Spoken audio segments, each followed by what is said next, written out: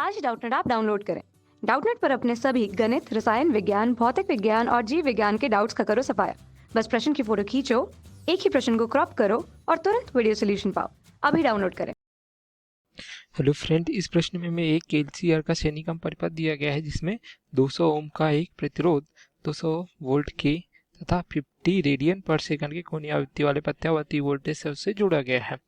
इसमें आगे बताया गया है कि यदि परिपथ में केवल धारिता को हटाने पर जो है धारा वोल्टता से 45 डिग्री के पीछे रह जाती है, ठीक है। लेकिन अगर परिपथ से केवल परिपथ को हटा दिया जाए तो धारा वोल्टता से जो है 45 डिग्री आगे हो जाती है कला में। तो हमें एलसीआर परिपथ में बहने वाली धारा तथा शक्ति क्षय की जो है गणना करनी है इस प्रकार से। तो हम इसके लिए एक परिपथ बना सकते हैं जिसमें एलसीआर जो है श्रेणीक्रम में रहेंगे। और हमने यहाँ पे एलसीआर का जो है श्रेणीक्रम परिपथ बना लिया है जहाँ पे एल सी तथा आर जो एक दूसरे के साथ श्रेणीक्रम में जुड़े हुए हैं। जो प्रत्यावर्ती प्रदाय स्रोत से इस प्रकार जुड़े हैं जिसका मान दिया गया है 200 वोल्ट, यहाँ पे आरएमएस मान को दर्शाता है 200 वोल्ट तथा आवृत्ति दी गई इसकी 500 रेडियन पर सेकंड अर्थात इसको बोलते हैं रेडियन पर सेकंड हर्ट्ज, 500 हर्ट्ज की आवृत्ति से इस प्रकार जुड़ा हुआ है। तो यहाँ पे देख सकते हैं कि जब एल तथा सी है तो यहाँ पे जो धारा के प्रतिरोध के लिए जो है यहाँ पे प्रतिघात उत्पन्न होगा।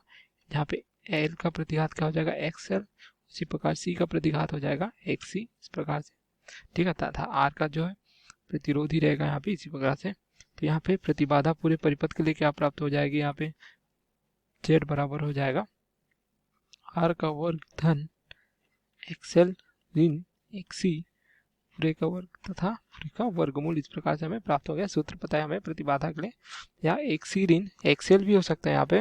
उसी प्रकार हम यहाँ पे शक्ति गुणांक के लिए क्या लिख सकते हैं, शक्ति गुणांक हमें पता है क्या होता है, ये होता है कॉस फाई, और कॉस फाई के लिए क्या होता है आर बटे जेड, कॉस फाई आर बटे जेड। यहाँ पे जेड जो है प्रतिबाधा को प्रदर्शित करती है परिपथ के लिए।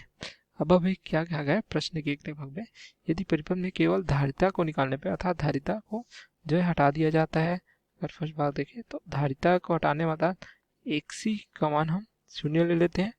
अगर एक्सी का मान यहाँ पे शून्य लेते हैं तो जो कला है वो कितना हो जाती है, ये जो है वोल्टता और धारा की 45 डिग्री हो जाती है। ये क्या दिखा रही है, पश्चगामी, किसके लिए धारा, धारा जो है पश्चगामी है, ठीक है। इस प्रकार से लिख सकते हैं आई पश्चगामी है वोल्टता से 45 जो है डिग्री के लिए। तो यहाँ पे जेड किस प्रकार से लिख सकते हैं हम, अगर समीकरण 1 से दिखे तो जेड यहाँ पे हो जाएगा, ये हो जाएगा आर का वर्ग धन एक्सएल का वर्ग तथा पूरे का वर्गमूल, क्योंकि यहाँ पे एक सी को हटा दिया है, सी को हटाने पर एक सी का मान जो है शून्य हो जाएगा इस प्रकार से। तो कॉस जो है फाई आर बटे जेड है अगर, ठीक है, तो यहाँ पे कॉस का मान रख देंगे, फाई का मान रख देंगे, ये हो जाएगा कॉस 45 हो जाएगा, ठीक है, बटे आर बटे जेड का मान रख देंगे आर का वर्ग धन एक्सएल का वर्ग पूरे का वर्गमूल इस प्रकार। तो क्या प्राप्त हो जाएगा कॉस 45 या 45 डिग्री का मान क्या प्राप्त होता है हमें 1 बटे वर्गमूल 2 हो जाएगा आर बटे आर का वर्ग धन एक्सएल का वर्ग पूरे का वर्गमूल।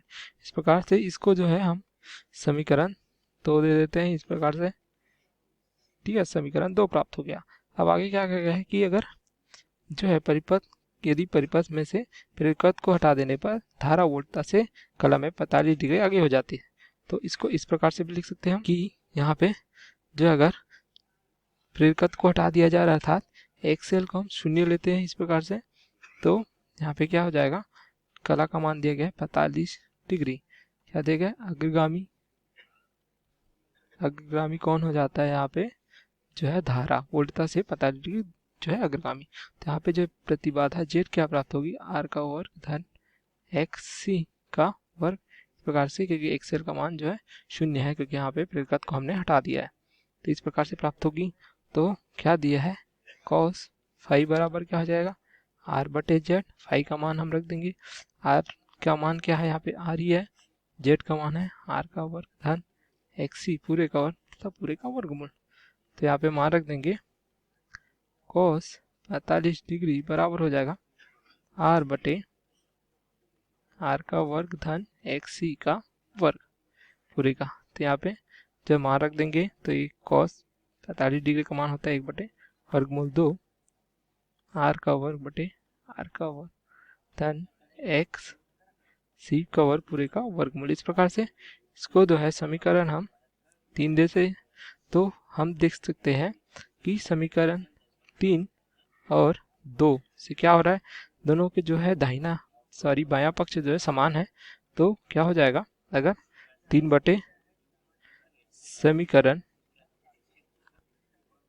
3 भागित 2 करें तो क्या होगा, तो हो जाएगा दोनों पक्ष बराबर है तो ये दाहिना पक्ष 1 हो जाएगा।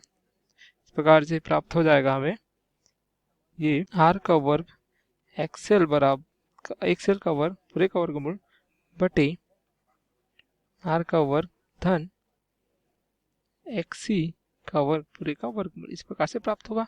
तो यहाँ से क्या हो जाएगा, r का वर्ग धन xc का वर्ग बराबर हो जाएगा r का वर्ग धन एक्सएल का वर्ग।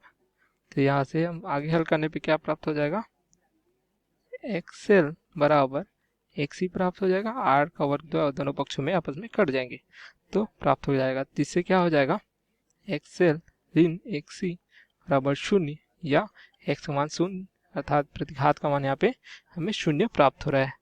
तो कह सकते हैं यहाँ पे जो एक्सएल और xc का मान बराबर है तो प्रतिघात यहाँ पे 0 हो जाएगा। तो परिपथ क्या हो जाएगा, परिपथ के लिए प्रतिबाधा Z हो जाएगी, Z का मान हो जाएगा, ये हो जाएगा r का वर्ग धन एक्सएल ऋण xc का पूरे का वर्गमूल। इस प्रकार से तो ये प्राप्त हो जाएगा r, क्योंकि एक्सएल बराबर xc है, एक्सएल इन xc बराबर 0 है तो ये r प्राप्त हो जाएगा। तो हम यहाँ पे जो है धारा ज्ञात करनी है तो ये हो जाएगी धारा। अगर इसके लिए अगर हम परिपथ बना ले तो इस प्रकार का हमें प्रतिरोध का परिपथ प्राप्त होता है जहाँ पे I धारा प्रवाहित हो रही है, V बोलता है तथा R प्रतिरोध है, क्योंकि जब 45 डिग्री से अग्रगामी या पश्चगामी होता है तो एक्सएल और xc दोनों आपस में बराबर हो जाते हैं तो इस प्रकार प्राप्त होता है। तो यहाँ पे धारा जो प्रवाहित होगी उसके लिए हम लिख सकते हैं I बराबर हो जाएगी, ये हो जाएगी V बटे Z, या Z का मान यहाँ पे क्या है R के बराबर है तो E बटे R हो जाएगा। V का मान यहाँ पे 200 वोल्ट दिया गया है, R हमने क्या प्राप्त किया है जो है दिया गया है प्रश्न में, देख सकते हैं डायग्राम से ये दिया गया है 200 वोल्ट। ठीक है, यहाँ पे देख सकते हैं 200 ओम दिया गया है, R का मान 200 ओम, तो यहाँ पे मान रख देंगे 200, तो धारा का मान हमें क्या प्राप्त हो जाएगा, ये हो जाएगा 1 एम्पियर। इस प्रकार से प्राप्त होगी। तो हमें यहाँ पे आगे क्या पूछा गया है कि यहाँ पे जो है शक्ति 6 की गणना करनी है। शक्ति 6, तो शक्ति 6 के लिए हम क्या देख सकते हैं कि शक्ति 6 ये हो जाएगी P बराबर V गुणित I गुणित cos phi। तो यहाँ पे V जो है I जो है RMS मान है वोल्टता तथा धारा के P, तो V गुणित I cos phi जो है अगर प्रतिरोध का परिपथ है तो V और I के बीच जो है क्या होता है कलांतर जो है phi प्राप्त होता है वो 0 डिग्री का होता है। तो यहाँ पे मान रख देंगे ये हो जाएगा 0। तो P का मान हमें क्या प्राप्त होगा cos 0, तो ये हो जाएगा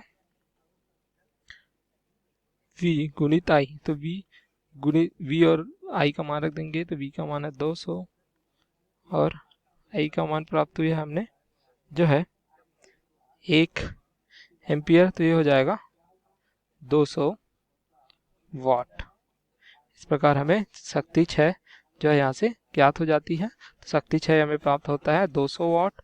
उसी प्रकार हमें जो है धारा का मान पूछा गया था वो 1 एम्पियर प्राप्त हुआ था। जब जो परिस्थितियाँ दी गई है तो धारा का मान 1 एम्पियर प्राप्त हुआ, शक्ति 6 हमें जो है 200 वाट प्राप्त हुआ। जब जो है अगर दोनों में से किसी LCR परिपथ है या L को हटा दें या C को हटा दें, जब 45 जो है डिग्री का जो है कालांतर हो, तो इस प्रकार से हमें प्राप्त होता है। ये हमारा उत्तर है। Okay, thank you. कक्षा 6 से 12वीं से लेकर नीट, IIT, JEE वो एडवांस के लेवल तक 1 करोड़ से ज्यादा छात्रों का भरोसा। आज ही डाउनलोड करें डाउटनेट ऐप या व्हाट्सएप करें अपने सारे डाउट्स 8400 400 400 पर।